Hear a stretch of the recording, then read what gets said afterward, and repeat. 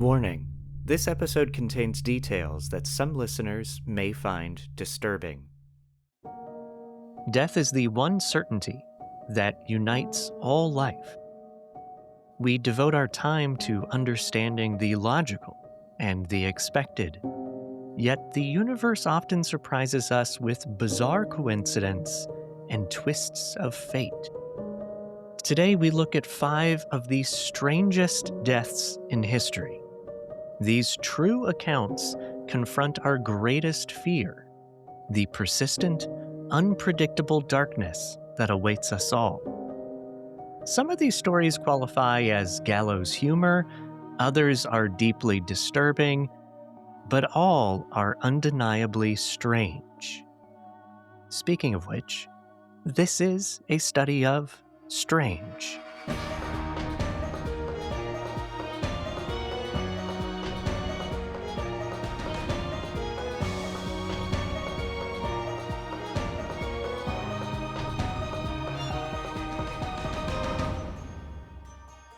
Welcome back to the show, and happy 2026. It's our first episode of the new year after a little break for the holidays. I am your host, Michael May. If you enjoyed today's episode, we have more true strange deaths. Which, by the way, saying strange and strangest deaths, very hard to do. But we have more true stories like this published on our Substack, which you can find through the support tab on our website, astudyofstrange.com. And I'll be releasing video shorts with some additional strange deaths as well on social media. So find us primarily on Instagram, A Study of Strange.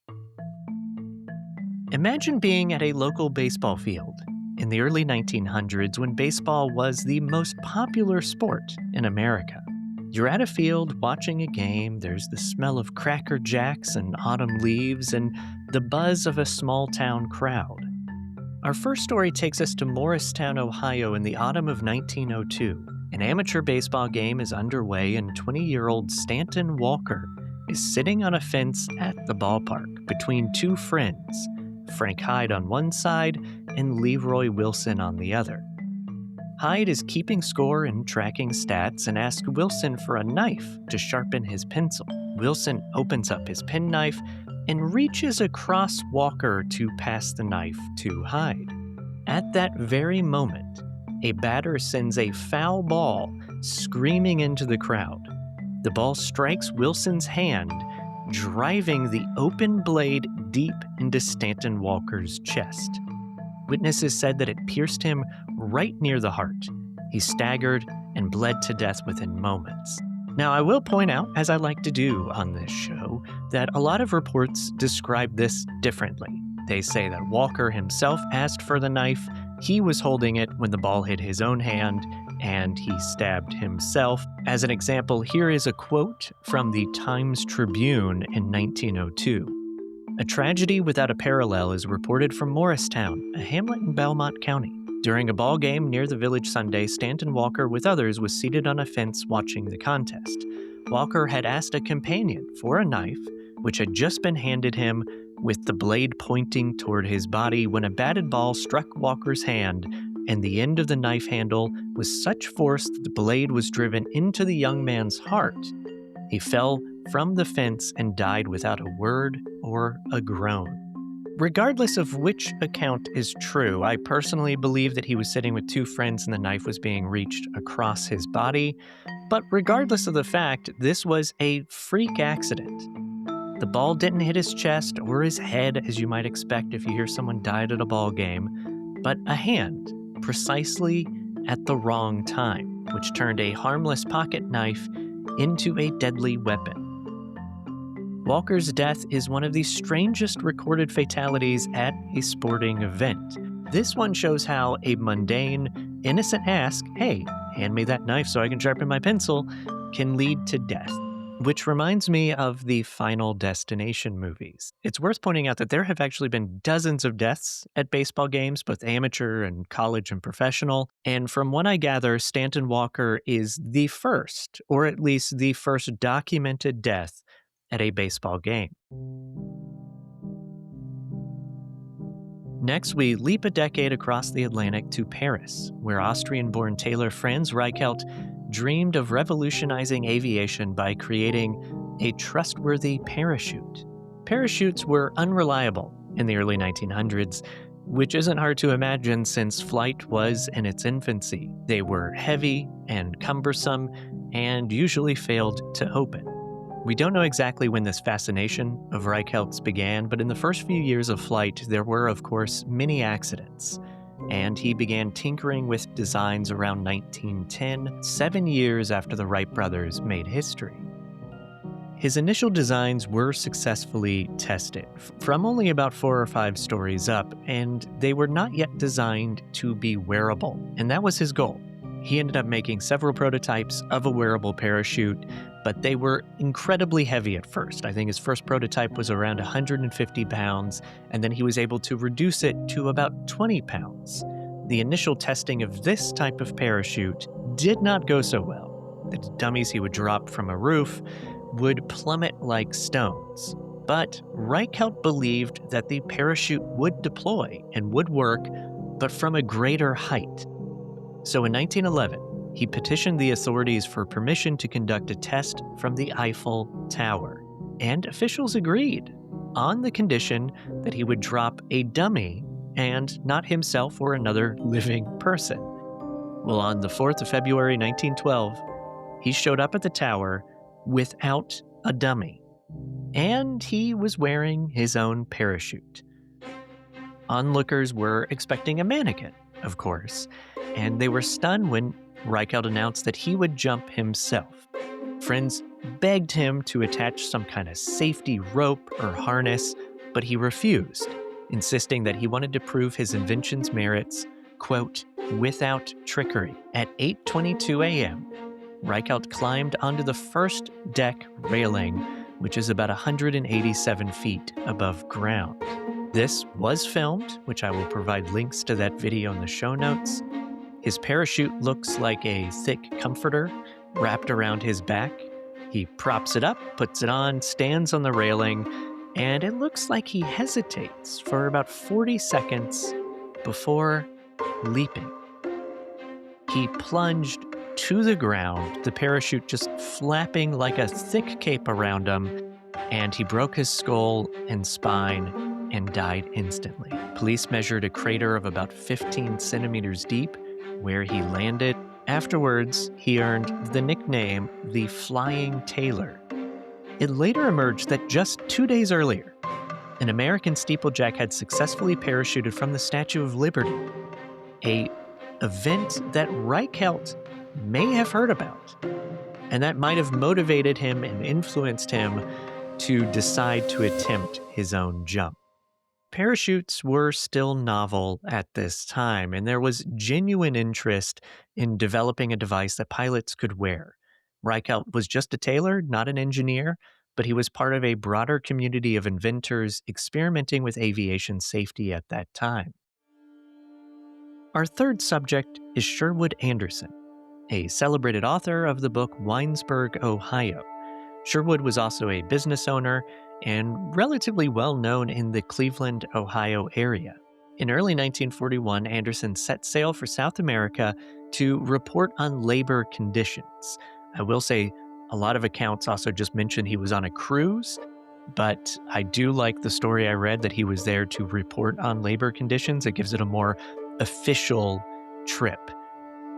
Nevertheless, one day he began to feel abdominal discomfort, and this pain grew worse and worse until he had to disembark the cruise in Panama to seek help.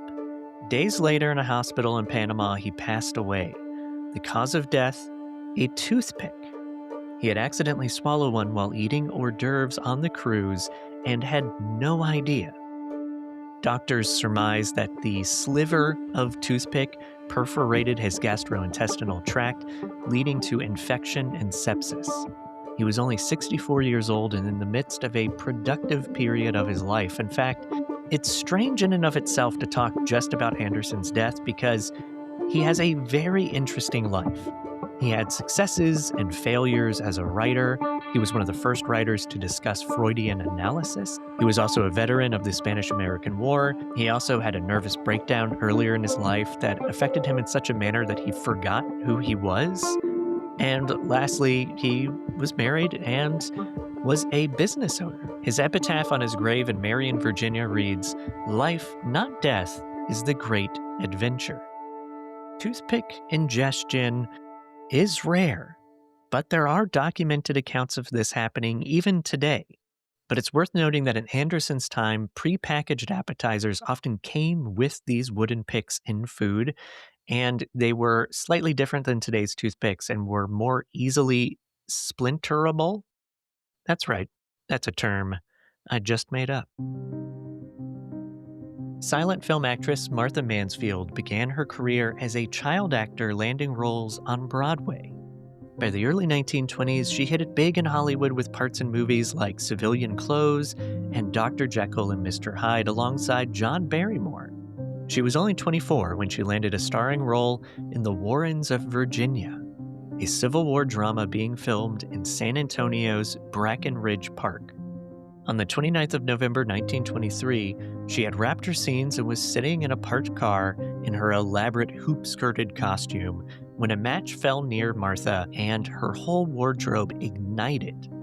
She leapt from the car screaming as her costume, which was made of lace, frills, and flammable fabric, lit up instantaneously.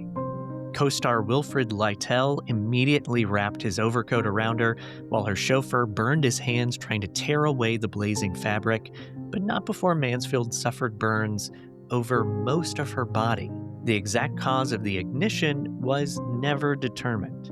She may have been lighting a cigarette herself, or a passerby might have tossed a match. There's also been rumors and speculation of suicide or foul play, but those have never been substantiated. Where it gets a little stranger is that doctors were very optimistic that she would survive this accident, but overnight her condition deteriorated and she died the very next day. Her funeral in New York drew thousands of fans, family, and friends. Also, prominent producers like Samuel Goldwyn and David O. Selznick served as pallbearers. What's interesting to me as someone that loves Hollywood history, this is an account that helped contribute to the supposed cursed productions in Hollywood, like The Omen, The Exorcist, Superman series, The Wizard of Oz. But Hollywood curses are another story for another episode.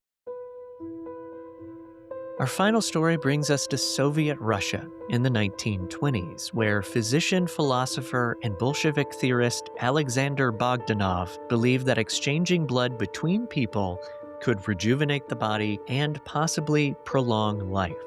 Bogdanov founded the Institute for Blood Transfusion in 1926, and he argued that cooperative blood exchange would bring not only medical benefits, but also social solidarity, which of course fits into that Soviet ideology. The Complete Dictionary of Scientific Biography notes that he tirelessly propagandized the value of cooperative blood transfusion for rejuvenation and often conducted experiments on himself. Bogdanov claimed to feel healthier after a series of transfusions and even reported improved eyesight and reduced hair loss, though these claims are anecdotal. In April 1928, he attempted an exchange of blood with a young medical student who had been suffering from malaria and tuberculosis. The experiment was fatal. Bogdanov died on April 7, 1928. The student, strangely enough, recovered. Imagine believing so deeply in a scientific utopia that you throw other science out and it leads to your own death. Alexander Bogdanov did just that. He thought that exchanging blood would defeat aging. Instead, it killed him. These 5 deaths are more than macabre anecdotes. Their odd, shocking, and tragic ends are fascinating because they show how reality doesn't need help in being strange. You've just listened to a study of strange. Consider helping us keep the lantern lit, illuminating the unexplained, by subscribing to our Substack. Just head to the support tab at astudyofstrange.com. Until next time, stay curious and stay strange.